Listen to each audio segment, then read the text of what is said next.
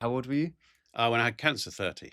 You were 30 years Yeah, old. yeah. How did you find out you had cancer? I was at a trade show. I worked at the time. I worked in a totally different industry to the one I'm in right now. I worked in the commercial laundry industry.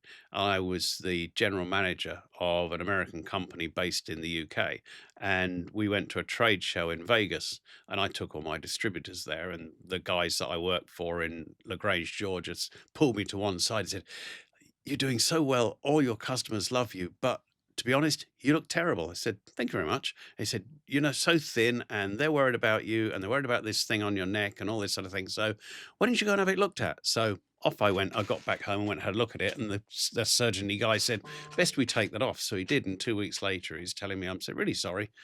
You've got malignant cancer of the thyroid gland. That's coming out. And I'm sorry to tell you as well, you've got 3 years to live because it's spread and it's not curable."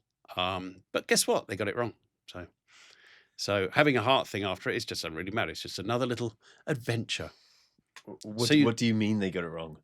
they Like got it. how can they get that Well, wrong? if you ask anybody, sorry to use the phrase, but I finished peeing enough people off.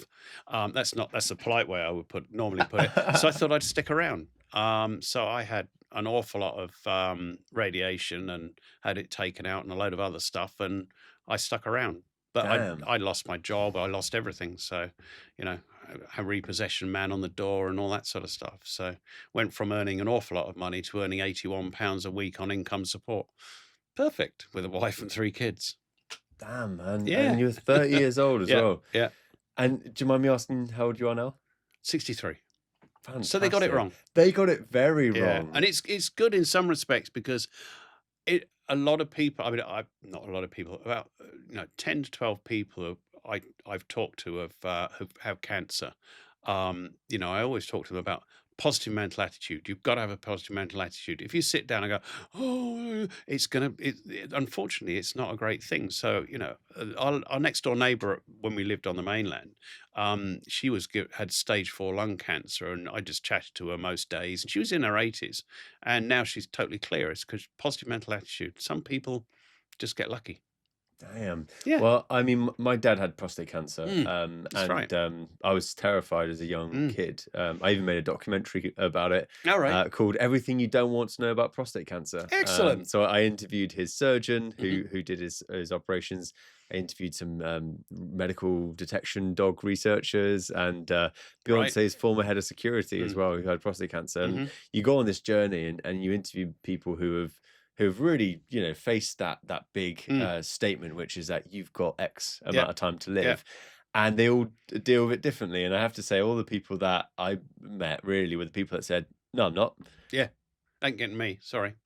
You know, it's just there's too much to do in life than sit there and wallow it. So apart from the fact that when I fell out with the family GP because she came round to see me, and I'd previously been told that she was allowed given £100 to pop round and see terminal cancer patients. So she popped round to see me, and I was sitting in the garden in the house, surrounded by empty cans of John Smiths. I'd had a couple of drinks, and I wasn't very polite, and she didn't come and see me again because she was only there for the £100. It's like, okay. Hey, I think you had bigger fish to fry, Something like that. But Yeah. anyway, yep, that was all of that. It seems kind of like a no-brainer that you'd be a bit, quick, Sparky. a bit annoyed, Yeah, because you've got all these yeah, people trying to yeah, ask you questions about. I yeah. mean, what was kind of going through your mind? Did you? Well, the biggest problem we had was finding a job. I mean, no one would give me a job. I was That's kind of funny though, isn't it? yeah, It's on like, your CV, how long do you expect to be here? 3 months. Yeah. But literally, I mean, I didn't look great. I was 7 stone 4, and I had a 24-inch waist. I'm now 14 stone and fat, but I was still the same height. So you went for an interview, and I applied for hundreds of jobs. And they look at it, general manager, American corporation. What are you doing here? And oh, I'm really sorry, but and nobody will give you a job. And then one day I went to go and see a chap. He was the chief exec of a company called Walker Greenbank, and they made years ago. There was this thing about the Lord Chancellor's office had really expensive wall covering on it, and I went for a job to work for them. And he said, "I'm really sorry, I can't do it." He said, "But he rang me that night and said, "But I've got this company that make baths that we bought that get disabled people in. We'll pay you as a consultant. I can't employ you, but we'll pay you as a consultant. So do you want to do that?" I said, "Okay then." So I went into that. So I went from commercial laundry to suddenly being an expert, in inverted commas, in disabled bathing, and went in a different walk of life, which is where I am now. Wow. And so all meanwhile getting treatment, Mm. and that was that hard? I mean, No, it was boring. radiotherapy? It was Really? boring. It wasn't even radiotherapy, it was radioiodine. So basically they take out the cancers and all this sort of stuff.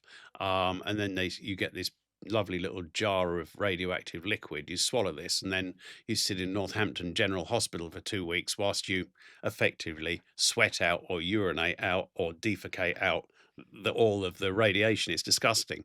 But the thing is, everything goes into the room, stays in the room. No one can go in the room, and there's a big lead door, and they pass your food into you, and all that has to stay in a bag.